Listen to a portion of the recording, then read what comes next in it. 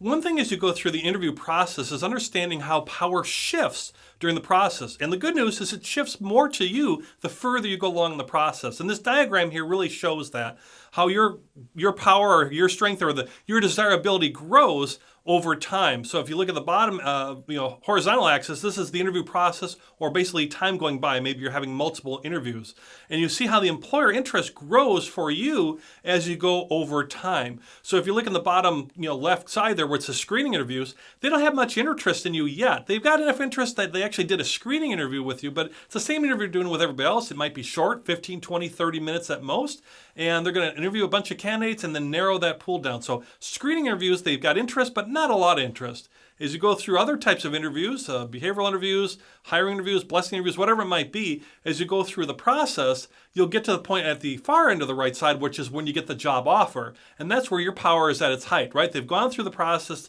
Maybe they've looked at a couple candidates at the end here, and they decide that you're the one, and they want to give you a job offer. So that's when you have your most power. So that's the time when you got a job offer, and then you start looking at those lessons on negotiating and how to negotiate and really evaluate and understand different job offers and the importance of negotiating the job offer. And that's when your power is at its peak. At the low end there, with the screening interviews, you're interviewing, you're trying to put it on your best position, your best foot forward, all that kind of stuff, but you don't have as much strength or power. If you all of a sudden after the first interview said, you got to pay me X salary or I'm not going to interview anymore, well, they'll probably say, forget it, we won't interview you anymore.